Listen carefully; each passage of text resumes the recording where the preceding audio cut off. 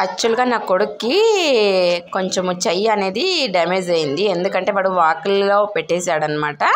అందుకు నేను హాస్పిటల్కి వెళ్ళాను, వానికి చూపించుకొని వద్దాం, మళ్ళీ ఇన్ఫెక్షన్ అవుతుంది అనేసి. వాళ్ళు చూసారా ఎన్ని చెకప్లు చేస్తున్నారు అసలు. మళ్ళీ ఫీవర్ ఉందో లేదని కానీ చెక్ చేస్తున్నారు. బట్ ఫస్ట్ కన్నా ఈసారి చాలా చాలా కేరింగ్గా చూస్తున్నారు. బట్ మెయింటెనెన్స్ చూసేది విధానం అంతా చాలా బాగా నచ్చిందప్ప.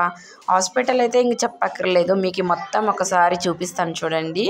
డెలివరీ అయ్యే వాళ్ళు ఒక పక్క, పేషెంట్లు ఒక పక్క, మళ్ళీ ప్రతి ఒక్కదానికి సిస్టమ్స్ అయితే చాలా బాగా పెట్టారు. ఇంక ఇక్కడైతే డాక్టర్ చెక్ చేస్తుంది వీడికి. స్టెప్స్ కానీ అన్నీ బాగా చేశారు, అసలు ఏది ఇలా అనేది లేదు. ఇక వీడికైతే అదే పెద్ద టెన్షన్ అయిపోయింది నా కొడుక్కి. బట్ ఏం కాలేదన్నారు. కాస్తంతా నేను ఇంట్లోనే పసుపు వేసింటి. ప్రస్తుతానికైతే నాకైతే చాలా హ్యాపీ అబ్బా, అందుకే వీడియో తీసాను అంతే. నచ్చేసింది అసలు, మనసుకి అంత బాగా ఉంది. నేను చాలా ఇయర్సే అయింది నాకు బేబీ అయినప్పుడు ఈ హాస్పిటల్కి వెళ్ళిందే, మళ్ళీ ఇప్పుడు వచ్చాను చూడండి, దాదాపు 7 years అయిపోయింది. అసలు మెట్లు, స్టెప్స్ ప్రైవేట్ హాస్పిటల్లో మాదిరిగా ఎంట్రన్స్ చూడండి. ఇది వీడు అక్క కొడుకు.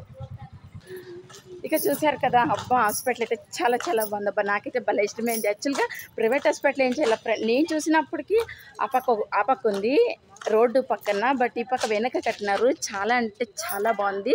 లోపల అయితే అసలు ఎంత నీట్గా ప్రైవేట్ హాస్పిటల్లో కానీ లేదు, అంత బాగైంది. నాకైతే చాలా హ్యాపీ అప్ప. పాగోడలో ఇంతగా బాగా గవర్నమెంట్ హాస్పిటల్ కట్టినారంటే చాలా చాలా ఇష్టమైంది. బట్ చెప్పక్కర్లేదు అనిపిస్తుంది, లోపల మీరే చూసే మీకే తెలుస్తుంది. అందుకే ఎందుకో వీడియో తీయాలనిపించింది, తీసాను. అందుకే మీ దగ్గర షేర్ చేసుకుంటాను.